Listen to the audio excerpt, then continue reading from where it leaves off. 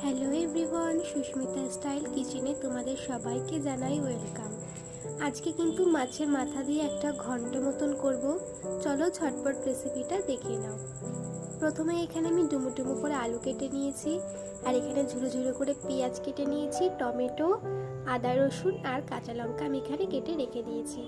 আর নিয়েছি গোবিন্দভোগ চাল, আর এখানে কিন্তু মাছের মাথাগুলো ভালো করে ধুয়ে আমি নুন হলুদ মাখিয়ে রেখে দিয়েছি। কড়াইতে ভালো করে তেল দিয়ে তেলটাকে আমি ভালো করে স্প্রেড করে নেব। তেলটা যখন ভালো করে গরম হয়ে যাবে তখন কিন্তু আমি মাছের মাথাগুলো এক এক করে ভেজে নেব। মাছের মাথাগুলো ভালো করে কিন্তু লাল লাল করে ভাজতে হবে।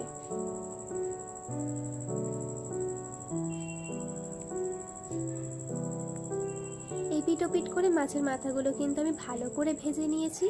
এবারে সবকটা মাথা কিন্তু আমি এরকম করে তুলে নেবো, আর বাদ বাকি মাথাগুলো কিন্তু আমি এইভাবেই ভেজে নেব। সেই তেলের মধ্যে আমি আলুগুলোকে দিয়ে দিলাম। আলুগুলোকে কিন্তু লাল লাল করে ভাজতে হবে, আর গ্যাসের ফ্লেমটা কিন্তু মিডিয়াম টু রাখতে হবে। হাইতে রাখলে কিন্তু আলুগুলো উপর থেকে ভাজা হয়ে যাবে আর ভিতর থেকে কাঁচা থেকে যাবে। আলুগুলো এখানে আমার ভালো করে লাল লাল করে ভাজা হয়ে গেছে। এবার কিন্তু আলুগুলো আমি এক এক করে তুলে নেব।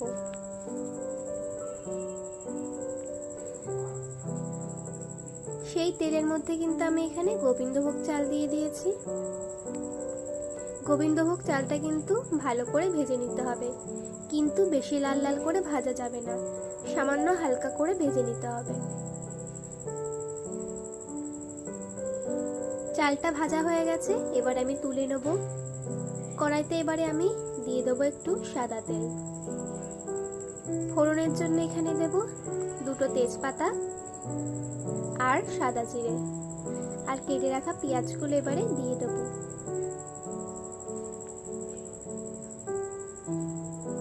পেঁয়াজগুলো এবারে হালকা করে নাড়িয়ে চাড়িয়ে ভেজে নিতে হবে। পেঁয়াজগুলো কিন্তু গোল্ডেন ব্রাউন কালার পর্যন্ত ভেজে নিতে হবে। এবারে আমি কেটে রাখা টমেটোগুলো দিয়ে দেবো। আমি কিন্তু এখানে ছোট ছোট দুটো টমেটো ব্যবহার করেছি। ভালো করে টমেটোগুলো ভেজে নিতে হবে, আর টমেটোগুলো হালকা একটু খুন্তির সাহায্যে একটু স্প্রেড করে নিতে হবে। ভালো করে ভাজা হয়ে গেছে। এইদিকে কিন্তু আমি লঙ্কা, জিরে আর রসুনটা কিন্তু আমি বেটে নিয়েছিলাম, সেইটাই বাটাটা এবারে আমি দিয়ে দিলাম। এবারে কিন্তু এটা ভালো করে কষাতে হবে। মশলা দেওয়ার সঙ্গে সঙ্গে কিন্তু জল একদম দেবেন না, আগে ভালো করে এটাকে কষিয়ে নিতে হবে। যখন হালকা একটু তেল ছেড়ে আসবে তখন কিন্তু জলটা ব্যবহার করবেন, নালে কিন্তু আগে জল দিলে সেই টেস্টটা একদমই পাওয়া যায় না।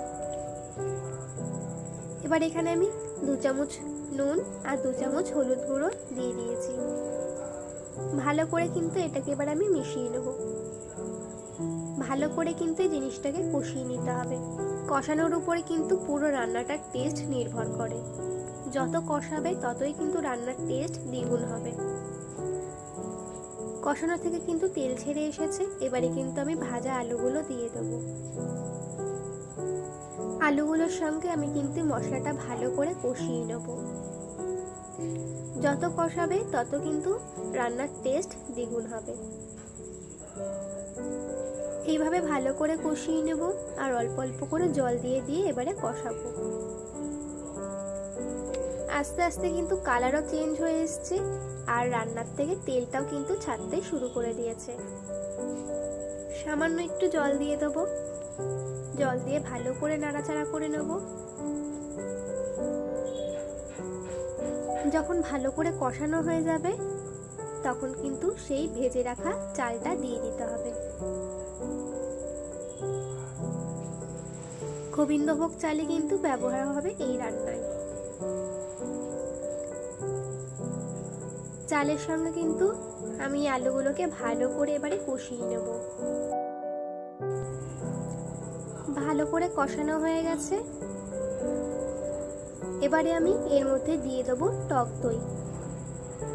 টক দইটা কিন্তু অবশ্যই দিতে হবে, নালে কিন্তু এই রান্নার যে আসল স্বাদ সেটা কিন্তু একদমই আসবে না।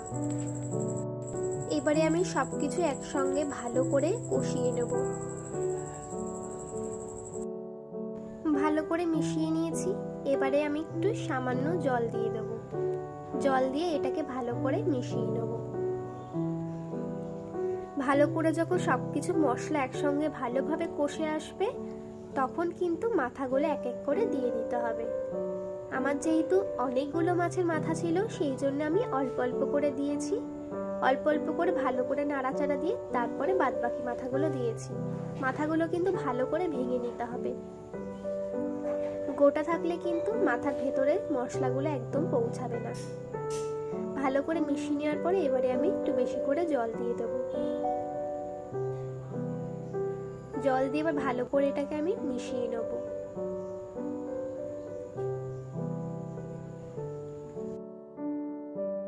মিশানো হয়ে গেলে রান্নাটা যখন ফুটে আসবে সবার লাস্টে গরম মশলা দিয়ে একটু নাড়াচাড়া করে নামিয়ে দেব। এই রান্নাটা কিন্তু অসাধারণ লাগে। তোমরা কিন্তু অবশ্যই বাড়িতে ট্রাই করো আর আমাকে কমেন্টে জানিও তোমাদের কেমন লাগলো। এরকম আরও ভিডিও দেখার জন্য অবশ্যই আমার চ্যানেলটাকে সাবস্ক্রাইব করে রেখো আর পাশে থাকা বেল আইকনটা কিন্তু অবশ্যই বাজিয়ে দিও যাতে আমি যখন যখন ভিডিও ছাড়ি তোমাদের কাছে সবার আগে পৌঁছায়।